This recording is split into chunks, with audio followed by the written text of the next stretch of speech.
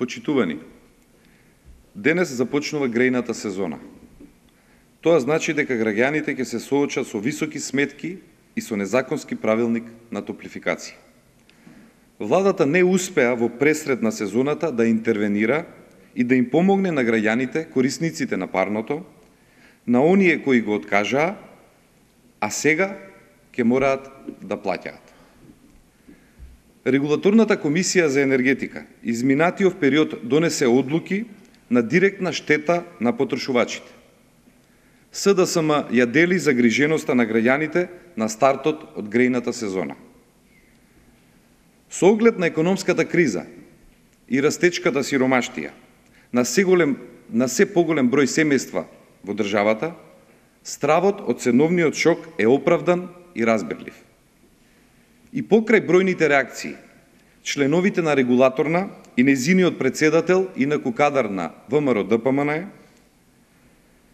избран од страна на владачкото мнозинство, не покажаа слух за проблемите предизвикани од нивните одлуки кои директно ги загрозуваат граѓаните. СДСМ ја подсетува јавноста дека спорните одлуки на регулаторна беа донесени во време на летни одмори, на нетранспарентен начин и со крајно сомнителна методологија.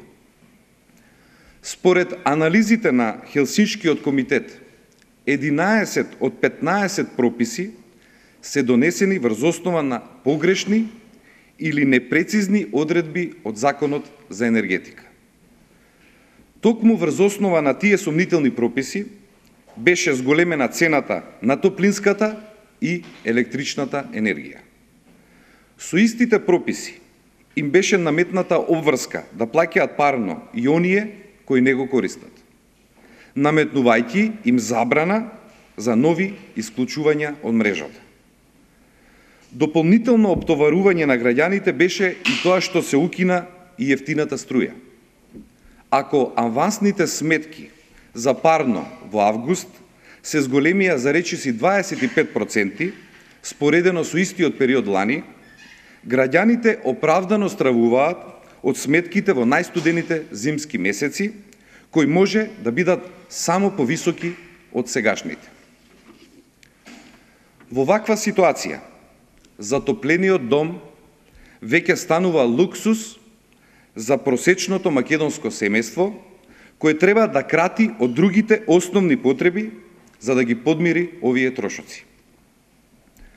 Затоа, во оваа прилика сакаме да го повториме барањето кое во август го доставивме до премиерот Груевски за разрешување на членовите на регулаторната комисија кои работат спротивно на интересот на граѓаните, како и за итно преиспитување на одлуките на комисијата. Бараме да престане игнорантскиот однос кон нашите барања, особено кога тие се директно поврзани со влошената социјална состојба на граѓаните и да се преземат мерки со кои ќе се коригираат штетните правилници. Затоа уште еднаш ја повикуваме владата да интервенира и да им излезе во пресред на своите граѓани. Го повикуваме народниот правобранител и Организацијата на потрошувачи да застанат во одбрана на правата на корисниците на парното и да преземат мерки против самоволието на топлификација. Ви благодарам. Прашања? Повелете.